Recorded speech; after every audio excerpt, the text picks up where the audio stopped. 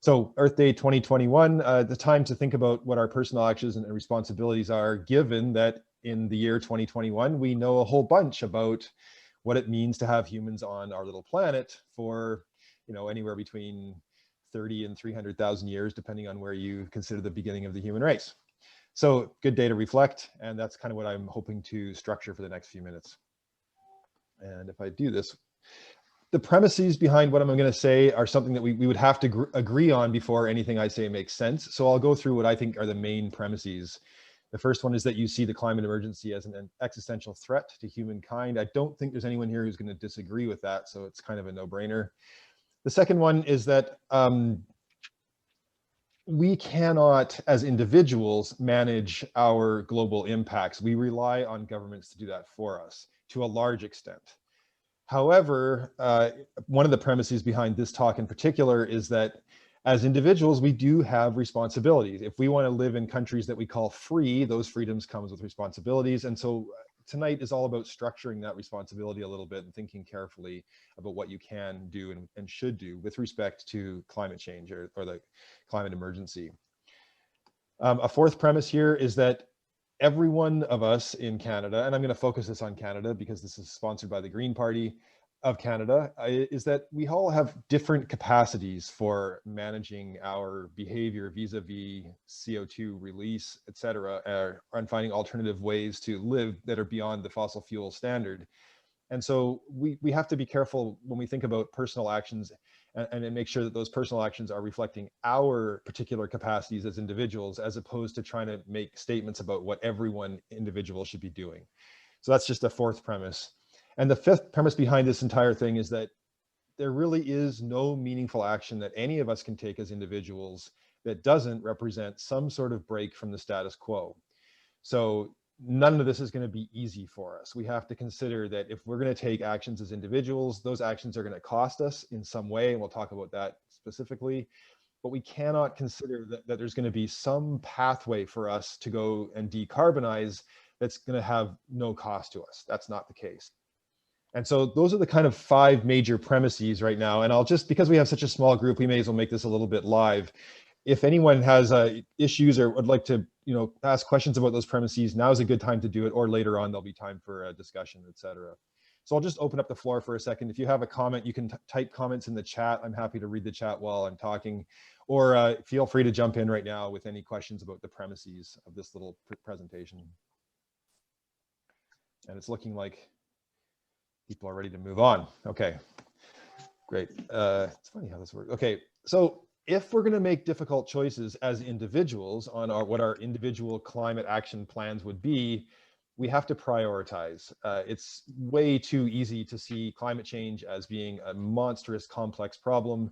Our roles as individuals are also complex. It's not clear what of our actions are the highest impact, lowest impact, which ones are fixable, which ones aren't. So we have to prioritize. And the most important thing, I think, with respect to prioritization is that we have to be able to say no to certain things and yes to certain things. And we should do that with intentionality and ideally with rationality backing things up. So I have a bit of an action hierarchy here. I'm just going to go through this and give you some examples of things you need to think about as you consider what to prioritize as your personal action. So one thing we obviously all may face are financial costs. If you plan on buying electric vehicles or swapping out to a heat pump from a furnace, those things are going to cost you money. And that's something you're just going to have to face if you decide to pursue that kind of individual contribution. Social costs are another one. Climate change is a divisive topic for sure. And you may find yourself in a situation where your friend network looks at you differently based upon what you do in terms of taking action. So social costs and financial costs are something that we can definitely expect to face if we're going to take individual action. You may invest time. You may have to take time out of something in your life and put it into this cause. That's something that often costs us a lot from a financial standpoint, but let's just be honest about that. Time is something that we are going to have to consider giving up. Similarly, quality of life. Our quality of life is premised upon basically infinite, basically free energy provided to us by fossil fuels. If we want to turn away from that and go for something that's a little bit more sustainable, then it's going to cost us in terms of quality of life. Many of the things that we identify with are going to be removed or restricted in our lives. And so we have to be realistic about that to begin with. And someone's typing right now. If maybe they can mute their microphone right on. And the final one is that we may be faced as individuals with the adoption of new beliefs or the pruning of old beliefs. And I think that on this list, this is one of the hardest things to actually manage. You may have to come to new understandings of what it means to live in 2022 as opposed to what it meant in 2021. So those are just, it's a partial list, but I think it kind of covers most of the major realities of actually taking individual action on climate change.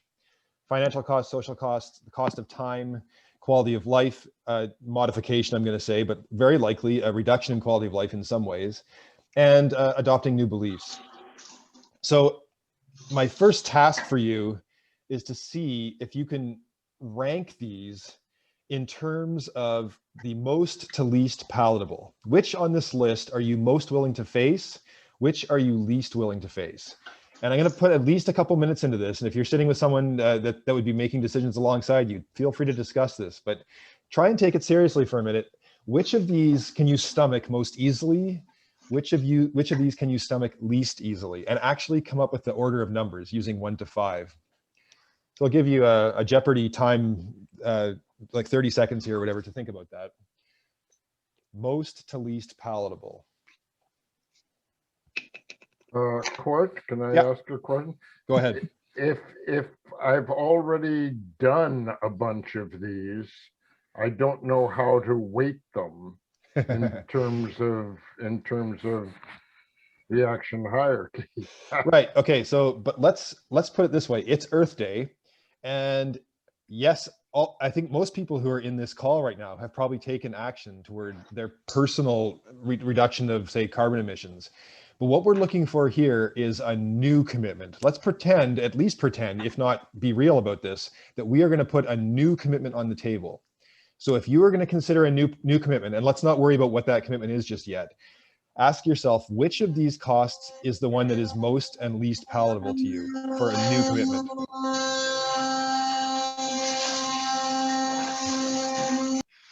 Thank you.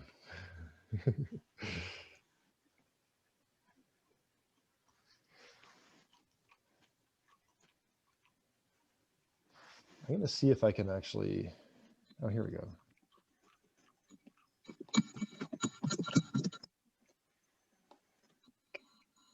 Okay. Maureen, can you tell me how many people you have in this call right now, just so I have a handle on that?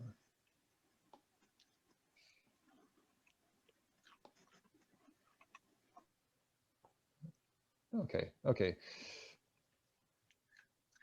For those of you who have your cameras on, give me a thumbs up if you've got your list in front of you.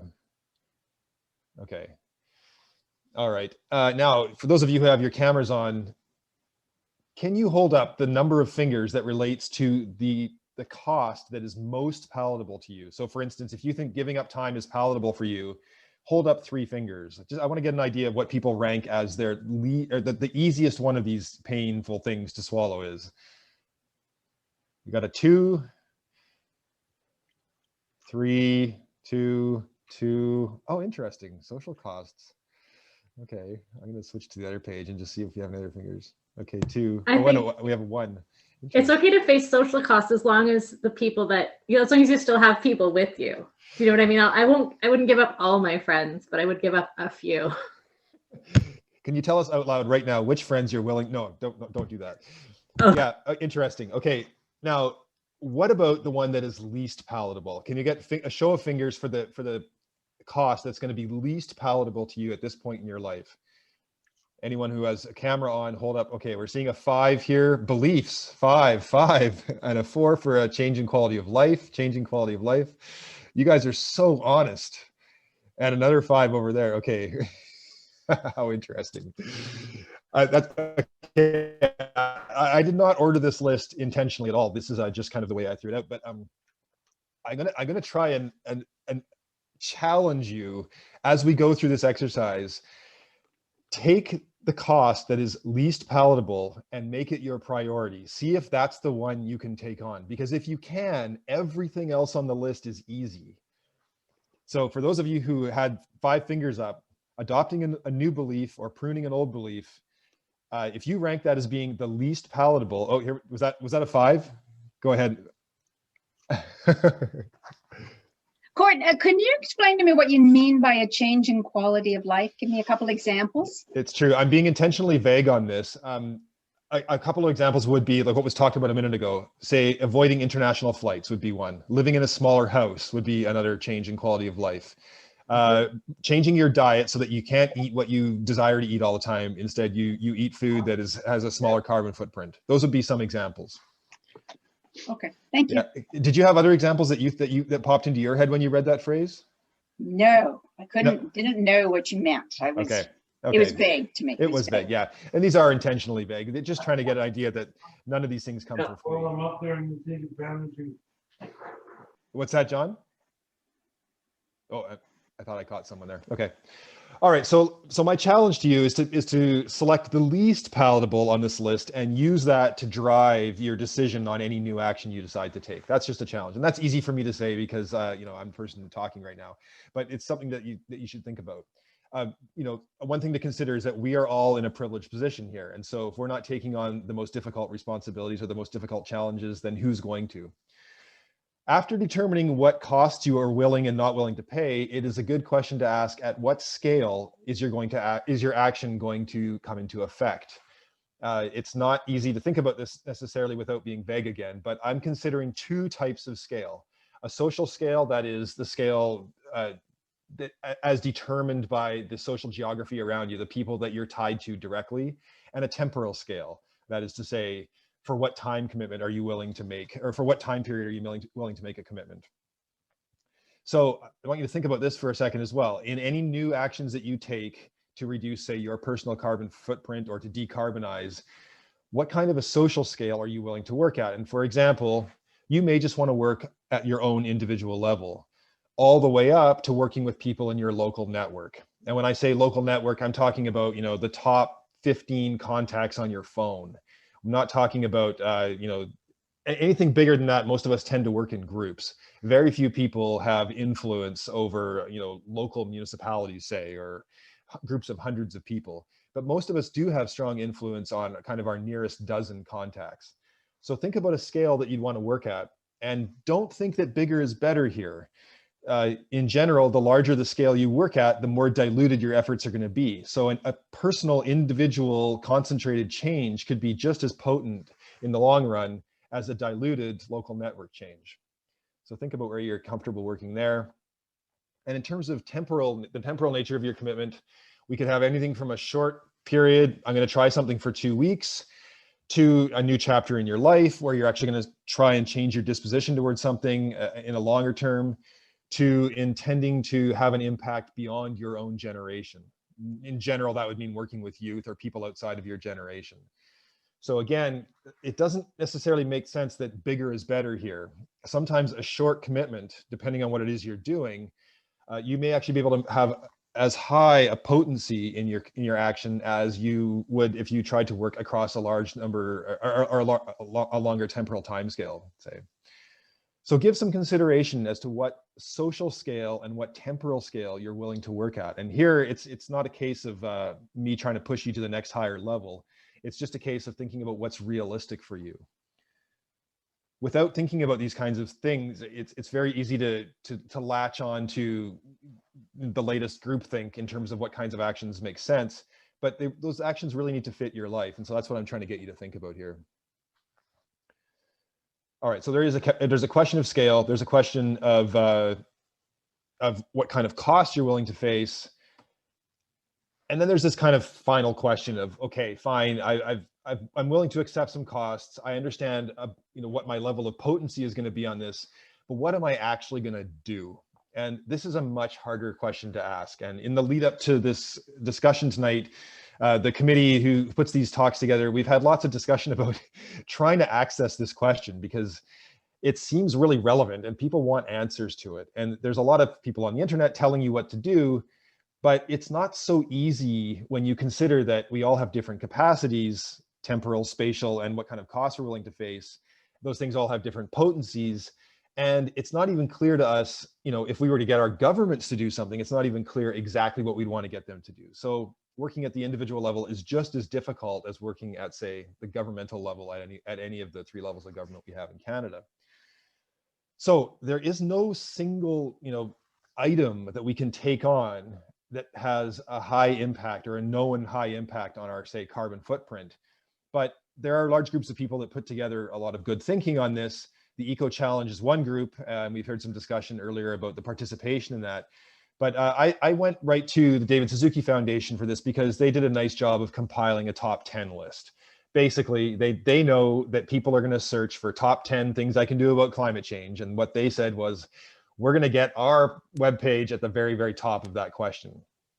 And so I'm just going to zip through quite quickly what they label as their top 10. If you search for David Suzuki Foundation top 10 climate change actions, you'll find this on the web, no problem. It's pretty well laid out, except for as we go through the list, you'll see that there's some vagaries as normal, but let's just go through it a little bit and it'll give you an idea of some of the things you may consider.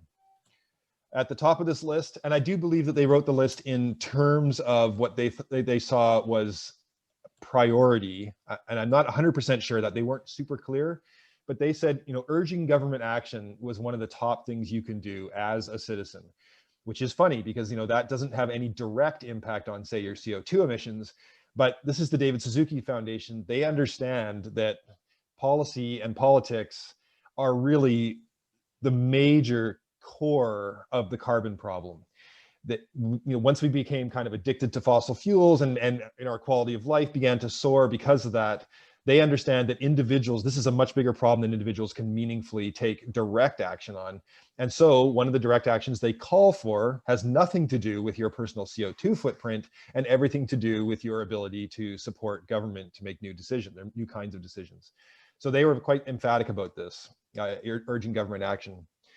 The second one on their list is simply about the reduction of energy use, living in smaller houses, turning your thermostat down, being less wasteful with hot water.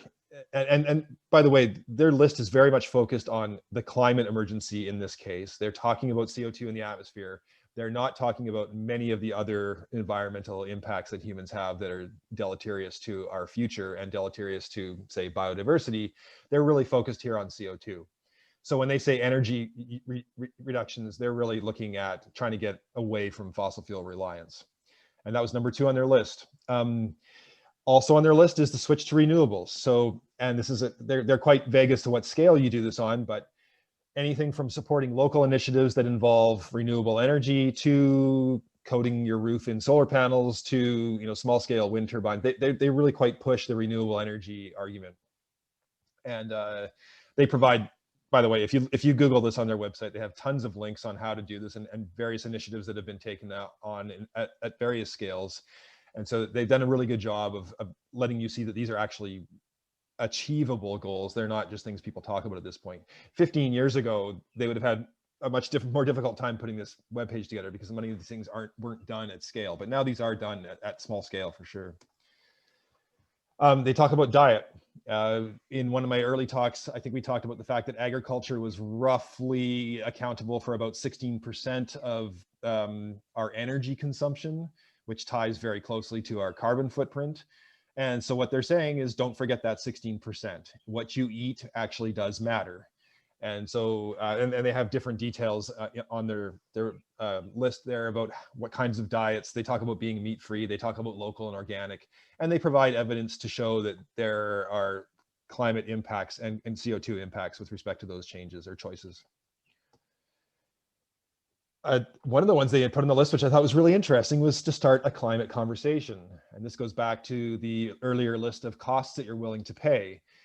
This is an uncomfortable topic, even though, largely the scientific body agrees on what climate change means and what its costs are. And now we can say with kind of something we couldn't say 20 years ago is that governments largely agree, at least in word, if not in deed, about the climate emergency.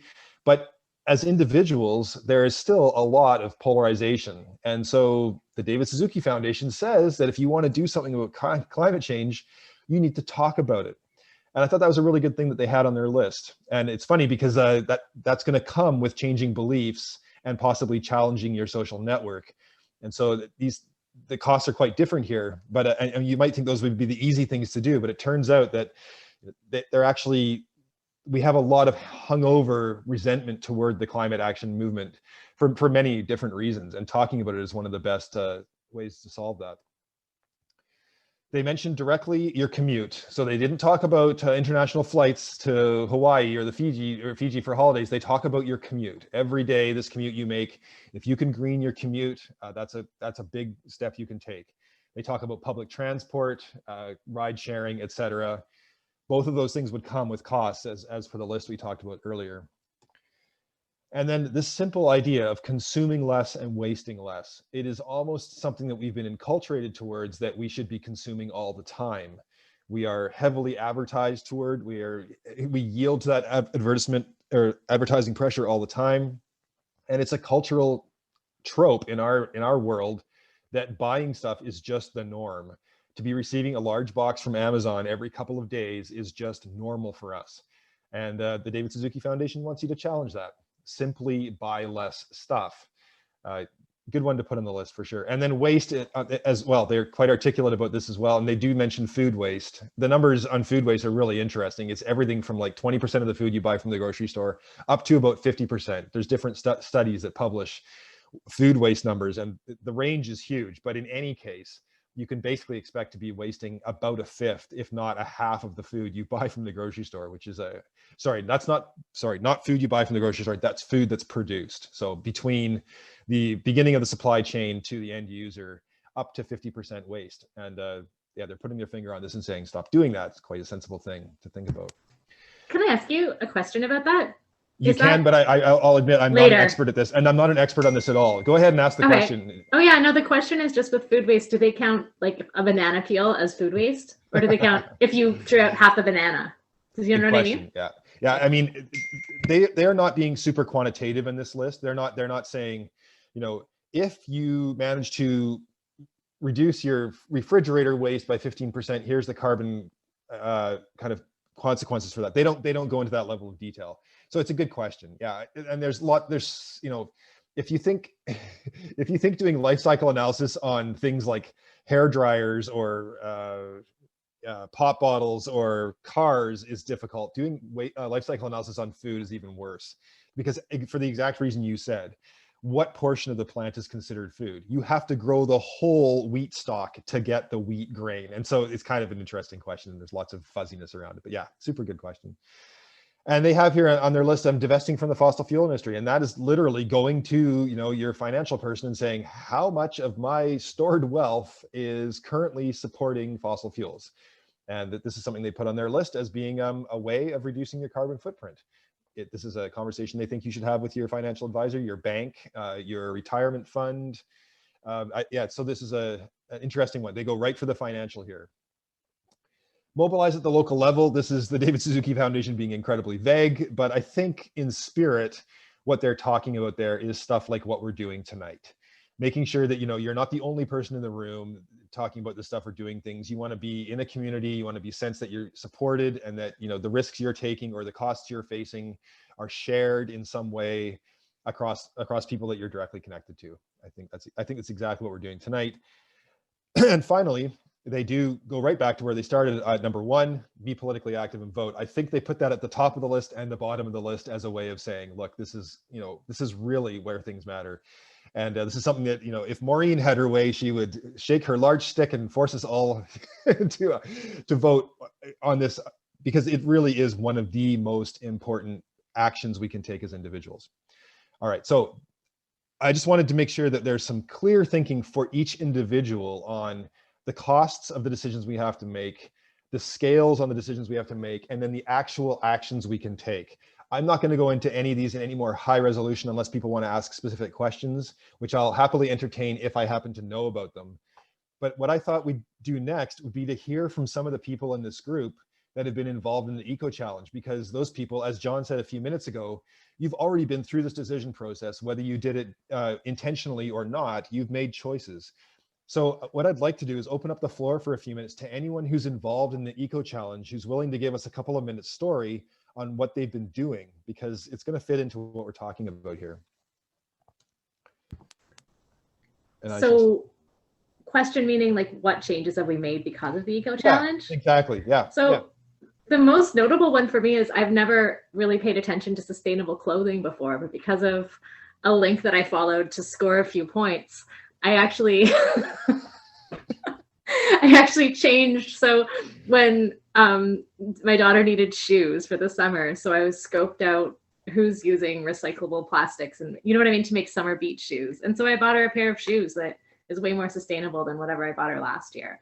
Okay, can you tell us what the costs were to you on that? And they may be financial, but they may be otherwise. Okay, it wasn't the price point was fine. They were a little bit more expensive than like a terrible shoe, but the value, like they're good treads, they'll serve her in the summer, they'll be safer. So the quality, I found the quality for the shoe was well worth it, and the sustainable factor didn't make it more expensive. Mm-hmm.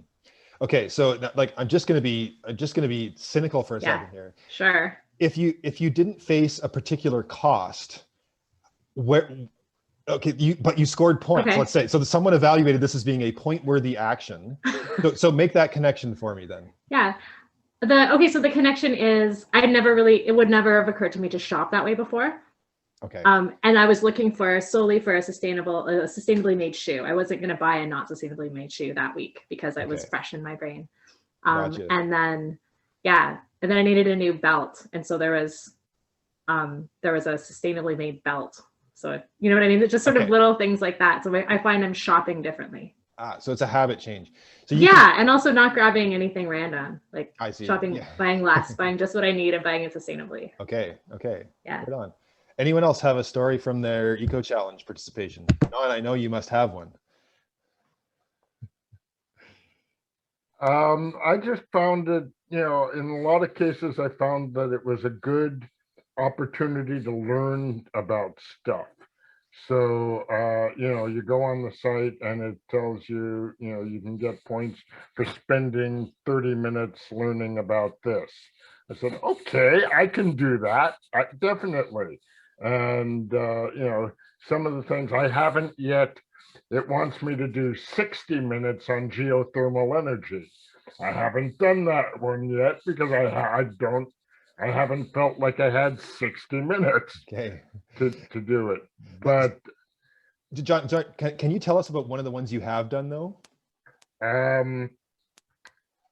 First one that comes to mind, crazily enough, is Silvopasture. I think it's pronounced Silvopasture, but it has to do with, so they wanted me to learn more.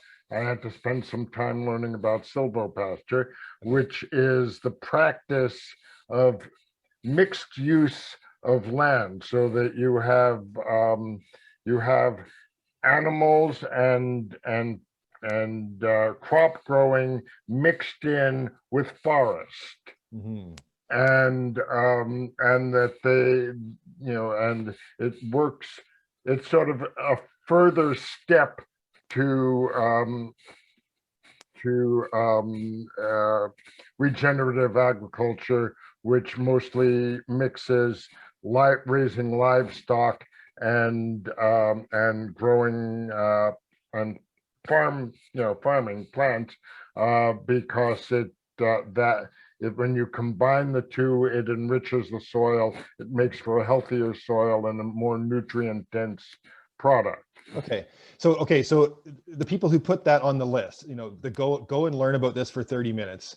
Having done that, do you agree with that being on their list of things? Like, do you think it actually had an impact on your action or your thinking? I think that, it amplified what I've been. Since I learned about regenerative agriculture, I have believed that is a worthwhile thing.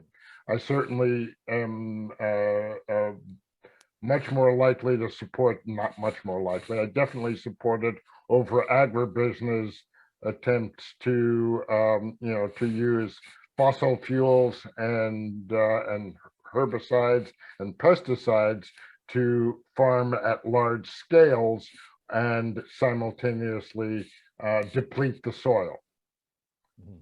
Okay, right on. Yeah, it sounds like you definitely came away with, that 30 minutes was well spent for sure. Any other thoughts from the people who are participating in the Eco Challenge? I'm just reading through the chat here while people are talking, so.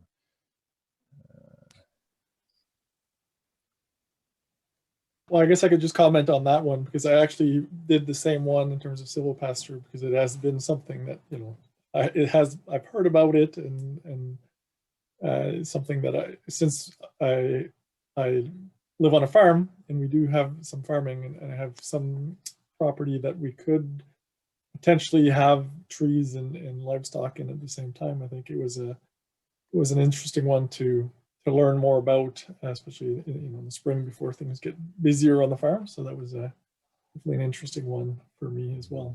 Mm-hmm. Did you come away thinking that that half hour was well spent then?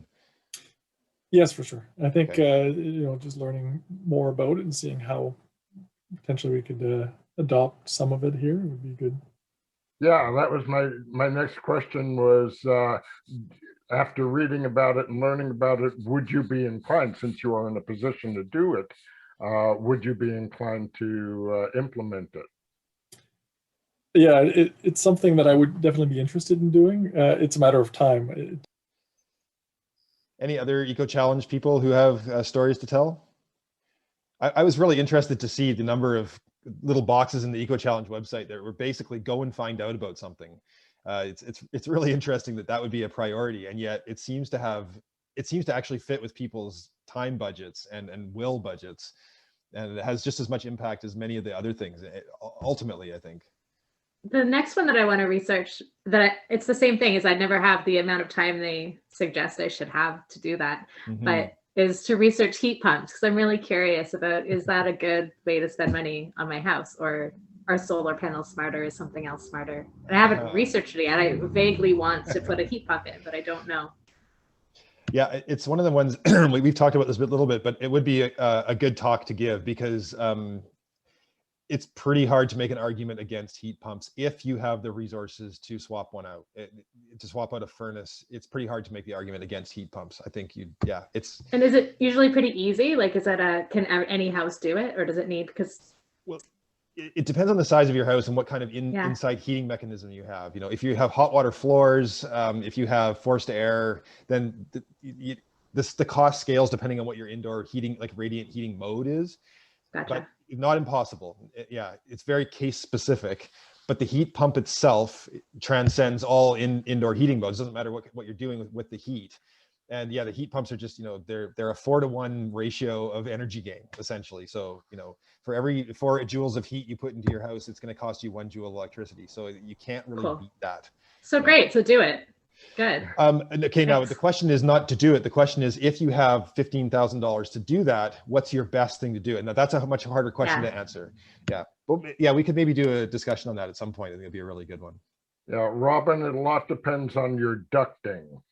We had to make some adjustments to our ducting in order to install it. And does ducting imply you have a furnace? Ducting implies that we used to have a furnace. Okay. And the ducting, in order to accommodate the heat pump, had to be adjusted. It had to be expanded. Okay. So we just have electric. All we have is electric here and a fireplace. Well, So do you have to add ducts to make it work? I can ask you that later. Okay. Cool. Is Lucinda still with us? Lucinda? Yeah, I'm here. Yeah, you made a comment in here about the challenge should be participatory education piece for mayor and councils. Is this something that's close to you somehow? Well, I just find, like any political office, it's the most exacerbated in the cases of ministers taking on a new portfolio, and they often don't have any background in life. Like that has been historical, the tradition. right? Like a minister goes and who knows next adopts that portfolio or has it kind of foisted upon them. But yeah, locally in West Vancouver with district mayor and council and the staff, there's serious stuff going on here. Lucinda, how would I ask you one quick direct question is, Yeah. If you were to take an action on climate change for yourself personally, and I'm not talking about a political action. My roof, I want to do a roof and also a heat pump. Okay, right on. Like I'd like to do it's called a Tesla roof, not the panels to go on the roof, Yeah. but the roof, each tile is its own solar Okay. module. Yeah, right on. Do a Tuscan style. Yeah, And okay. Is Ying Zhang still here? Oh yeah, I can see you there. How would you rank yourself in terms of a person? I'm terrible. I'm only just getting better at not wasting food. Are you the kind of person that can make good use of fresh veggies without much waste? Is that something that you're good at? Oh yes. So for example, my English is I'm still learning English. So please just understand. So I bought the organic scallion. And so the organic scallion has a root. Once I went to my friend's home, they are Lucky's owner. So the wife told me she planted scallions, just put it into the dirt, and then it just grow up. So scallion is easy to plant. So I plant scallions, replace it. Just every time I use scallions from my garden, and I kept I just cut. I didn't I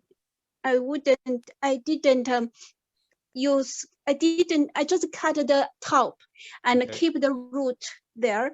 So it's always repeat to eat the veggies. Great. Yeah, right on.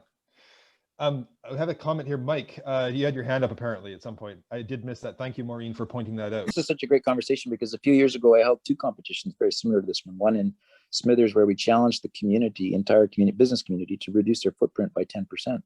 And then people went around in the organization I was running and they actually tried to help those businesses, and it was ridiculously easy and fast. And nobody had to put solar panels on the roof because the thing is there's all these really fast solutions that if you look at PowerSmart and you ask BC Hydro, what are the top consumers of energy in the home?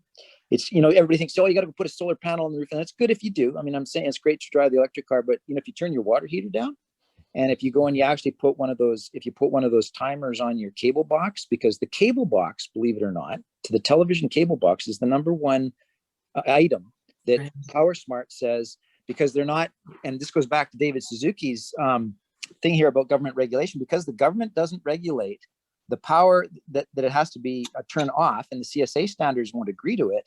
The darn boxes chew up energy when they're just sitting there and you're not even watching your TV. And BC Hydro identifies that little box as the number one change, that if households could turn those things off, we would save a ridiculous amount. And that's so simple. You don't even have to go do the panels. Let's just turn off your television box, right? And can you? Yeah, you can turn off what you do. This is where it gets really interesting, because all the people that are doing the competition start realizing, actually, we can get the 10% down really fast. And we succeeded in Smithers just like that. Within 6 months, all the businesses, 10% reduction. So then we held a competition, Energetic Solutions, between 22 communities, rural communities all through BC. And we challenged them all, said, who can come up with the biggest energy footprint reductions the fastest? Now, Terrace won. It was between Terrace and Dawson Creek. Dawson Creek is doing stellar job. But the bottom line here, what I was trying to say here is that we don't have to sometimes go for super cost effective. I got to change my whole life. Sometimes it's really simple. Like, how many of us could go right now down to the water heater, turn it down by 5 degrees? You'd be surprised. Boom. And you won't, most of us don't need the water at that high a temperature, right? Or the LED lights. Those are super simple, right? Mike, do you have any other examples off the cuff of other changes that businesses made to meet that 10% challenge? So you said water heaters and boxes. What else was out there? A fantastic one is timers. Like, you get the timers on because so many people were leaving the computers on overnight, where they were leaving also the fridges and the timers. They can all be turned on and up and down. And so we would give them, and BC Hydro was so great about providing these, because if you look at BC Hydro and you study, BC Hydro's been studying this to death, because here's the other one.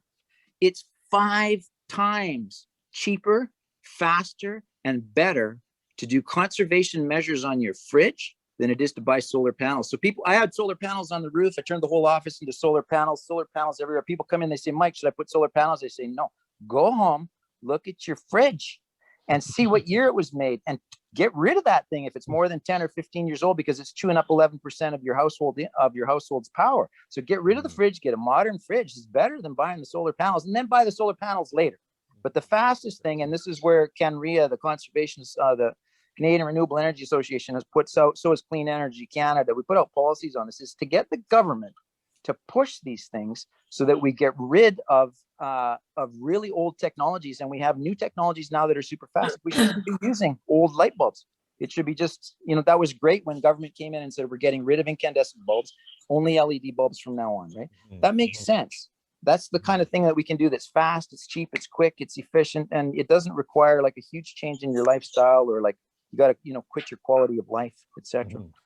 Yeah, those are great. Just a quick intervention there, because I think sometimes we get into a narrative that things have to get worse, but they don't have to. Like, there's a bunch of ways you could change things quickly, really quick and fast. Like right now, everybody could go and take a 2-liter thing, a 2-liter bottle, go put it in the back of your toilet.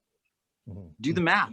We've done the math on this. We had a whole pile of people made a whole film on this once. Just go and do it. Put it in the back, and the flush isn't going to change, but the water consumption goes down by 2 liters each flush. And then do the calculation on 1 year, and you realize, boom, I just saved a lot of water, a lot. And I'll bet you your flushing in your toilet won't change an iota.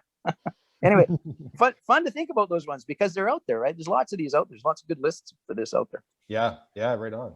I'll turn it over to Maureen if anyone wants to make closing comments. Maureen, is that a reasonable thing, or does anybody else have closing words that they would like to contribute? I maybe just super briefly would love to say, and I don't know if you saw my chat message, but I think there's a lot of ways, where making some of these changes are difficult or costly or whatever, but I think there's a lot of ways where this can really improve your life.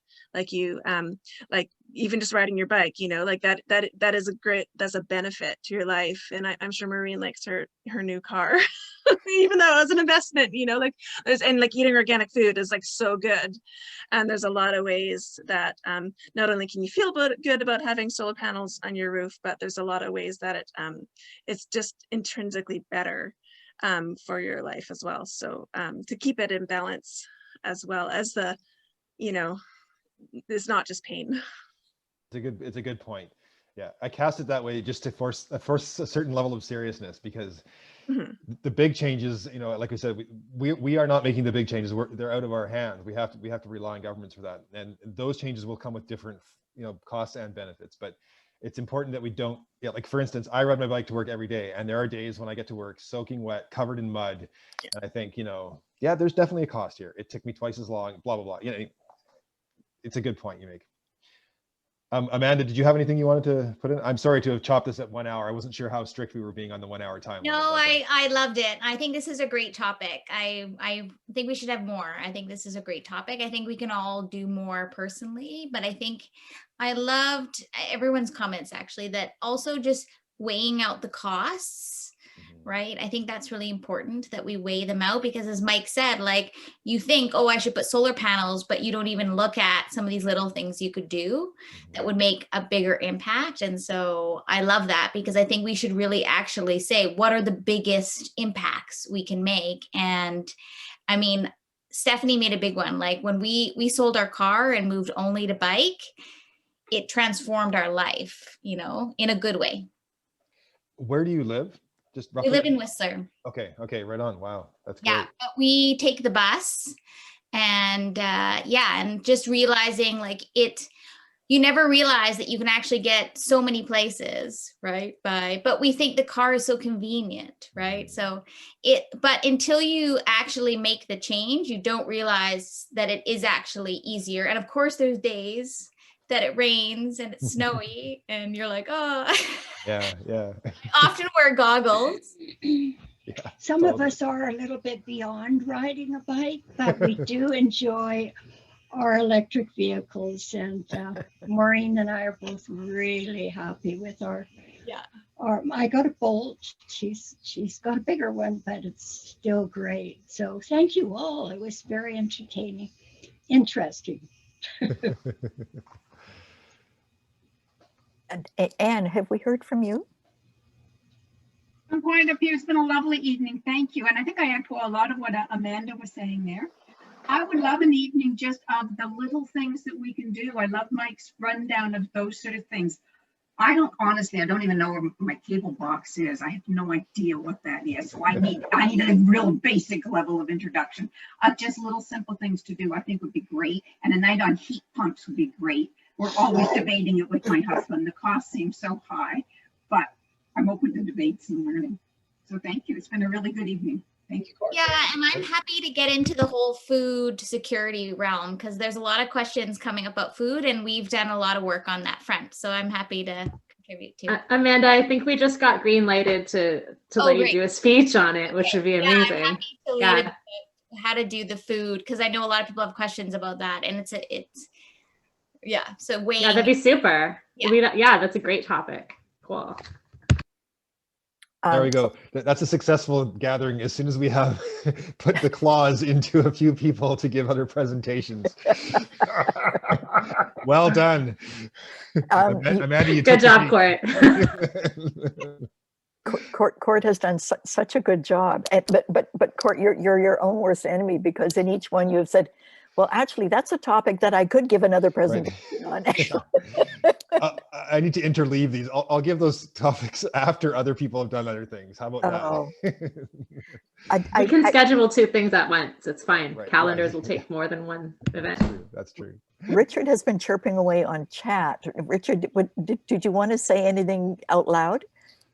Sure. Well, I can say out loud what I just put in the chat. I think a lot of people are very willing, but we don't know what to do. Plastic containers for milk, for example. I have a choice in the supermarket of carton or plastic. What's better? I spent goodness knows how many hours one day Googling that and could not get a definitive answer. Is it better to fill my freezer up with stuff that I buy that isn't local or shop locally, but more often it means I've got to go back and forth and lots of things like that. It would be nice to have more information, and I'm sure it will come, but we're just slowly making this transition. It hasn't been the sort of thing that people talk about. I'm reading what's his name? The book about comparing putting everybody in a war footing to take care of the climate. And it's fascinating. And that's what we need to do. Everybody pulling together, but we have to also know what to do. Where can we make where's the most bang for our environmentally friendly buck? Good point. Well, that's, I think, what Court has been leading us in this conversation even. Yeah, I learned a lot already this evening. This is great. Yeah, we're doing our bit. Which number was this on the David Suzuki list? Yeah, right. Yeah, it's true. I tend to think about the big scale stuff, and when it comes down to questions like how you manage your food, what kind of carton your fluids come in for your fridge. Those ones, there's a good reason why I stick at the big scale, because the smaller scale ones can be very, very difficult to parse out. And I'm completely sympathetic to the fact that you can spend a half a day Googling on this stuff and not get very far. Yeah. There's a really good, just in case you guys are interested in your own household, is everybody has a BC Hydro bill, and when you go on there, you can check and you can see by the hour your consumption, and it's a really good way to be able to figure out which things, when are you using the most energy and on what, because you'll know when you baked a cake or when you turned a heater on or when you used a power drill, and it's a really good way to be able to understand your own energy consumption. And also, if you have, like, the one big one that we found when we were doing house audits, because we used to do the green energy house audits, house to house. And those can also be really good. Like, if you haven't done that for your house, you can have somebody come in, they put a blower on the front door, blower on the back, and in 20 minutes, they'll go around and figure out where all the leaks are, and then just put sticky tapes on. And, honestly, like, that's probably one of the fastest, easiest ways to reduce your energy bill. And so anyway, I guess my point is that there's all these it is a good idea to share this in groups like this, because I think if people did know household to household, it's just such a fast way to make the changes.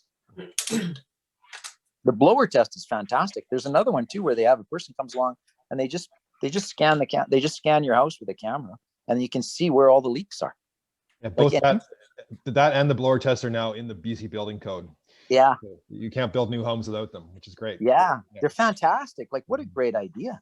You know, in a sense, like those are, but people, maybe they just don't know about it, right? That's where these talks like this, you know, are so great, because people get that information and understand how to actually tackle it. Thanks for holding this, by the way. This was really interesting. I wonder if it would be a good idea for, I've mentioned this 2 or 3 times, that very simple tool for measuring your carbon footprint. There are dozens of them out there. Most of them require that you go and find your BC Hydro bill and your gas bill and whatnot. And like when I start those, I never finish them. But there's a very, very simple one that is just self-disclosure. You don't, but it's sensitive enough, and you can play with it, because by saying, okay, well, what if I did buy an electric car? How much, according to this tool, would it lower my footprint? If we do this again around sharing, it might be a good idea for everybody as a standard measure to do one of those carbon footprint measurements, and then we can compare from month to month with each other. Oh wow, I did this and it took my footprint down X amount, or not at all. You know, I was barking up the wrong tree. Maureen, if we do one of those, I think it'd be a good idea to send out in advance the specific carbon footprint calculator that you're talking about, because I went to several of them today to try and do my carbon footprint for the Ecochallenge, and you know, I was going nuts trying to find all the information, and you know, and I had a, you know, I got a good score on it, but I don't even know if it's accurate. I have no clue whether it's accurate, because the calculator was so damn complex. I don't know if I entered the information correctly. But John, all that matters is that you beat Robin, right? Did you beat Robin? I don't know. Robin, did you do it? I didn't do it. Tell me what. Yeah, send it to me. It's on the well, the calculators aren't on the site, but the action. I did Maureen's. Maureen sent me one, and I used way too many Earths. I should use less Earths. Maureen, that says. Oh. It's all about how many Earths do you take up. Right. So if we were all like me, we would need 5.5 Earths, and that's not good. So I have to do some changes. Yes, it's so simple. You don't have. But then this year, so I did it for a usual year. When I took off all the flights we're not taking, I was only using 2.5 Earths. So I think we maybe fly a lot. If anybody would like that very simple carbon footprint tool, if you put your name and email in the chat box before we close the meeting, I'll send it to you. Court has left the building. We should go. I'm going to say good night to everybody. Yeah, good night. Thanks so much, Maureen.